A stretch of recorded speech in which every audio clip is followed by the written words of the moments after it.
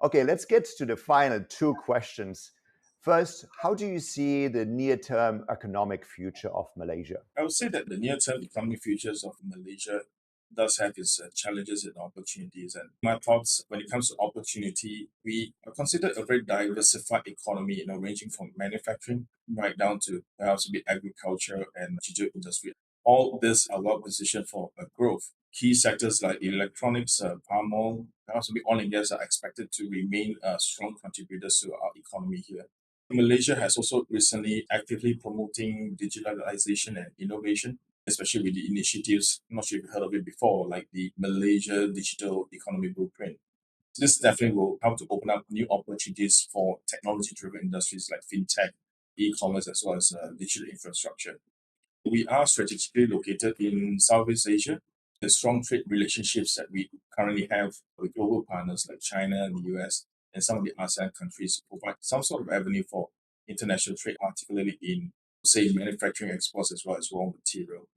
Challenges are plenty. Even as a vendor, the global economic uncertainty, like many other countries, we are very vulnerable to external economic factors, such as fluctuations in global commodity prices, trade disruptions, as well as geopolitical risks, where we've seen where this actually affects how we are able to get or rather source the finished goods to Malaysia. In labor market and talent development, we definitely face this challenge in upgrading our own workforces. I think to meet the demand of digital economy, I think there's a need to invest in continuous education, upskilling, and we have to create a talent pool that's adaptable to the changing job landscape. Something that all of us can run away from: inflation and cost of living, particularly with food and fuel prices, which is a challenge for Malaysia. It affects consumer spending and also put pressure on lower income groups. In order to be able to be sustainable, we have to make sure that we manage this to provide economic growth that's very crucial to us. And the last bit here, political stability. It can be very uncertain. Sometimes can also create instability in our market. Maintaining a stable government and policy will definitely help to continue to foster investor confidence and sustain a long-term economic growth for the country. John, let's close. What would you suggest to someone considering a relocation to Malaysia? What should they think about and how can they immerse themselves in the culture? What are your recommendations here? Well, it is very interesting. I think relocating to Malaysia is definitely an exciting opportunity for anyone to experience that.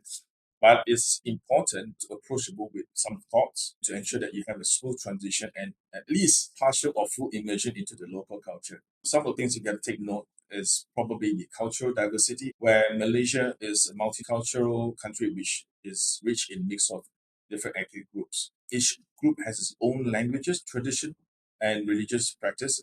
So it's definitely important to learn a little bit more about the customs and tradition. This gives that person an understanding and respect to the cultural diversity.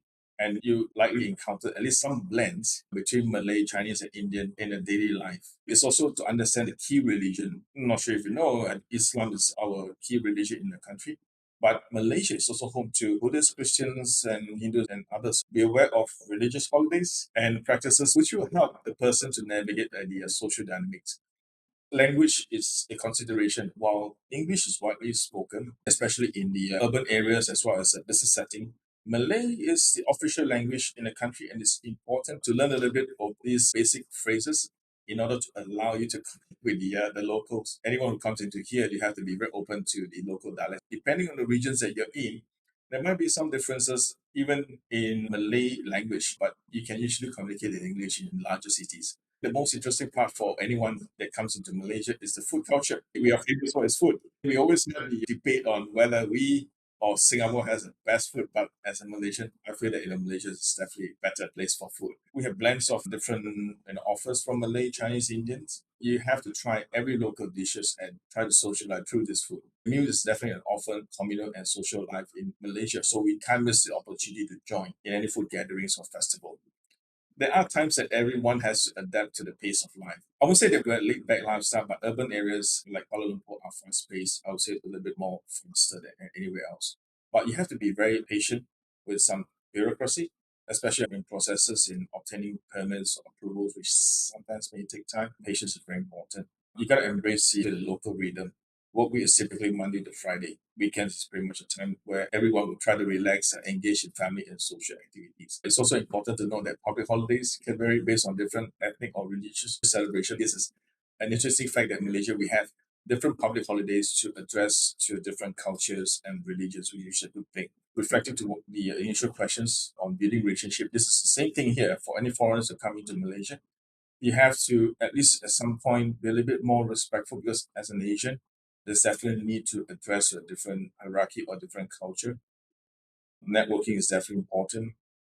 But in order to immerse yourself in the local people, you got to engage in community activities. I think volunteering, participating in any local events can help you understand the Malaysian society and definitely meet new people. Yeah, and to be part of the community, absolutely an important aspect to immerse yourself into the culture. Quick follow up, Ronnie Chiang, how much did he do for Malaysian culture? I didn't even know that he's Malaysian until recently.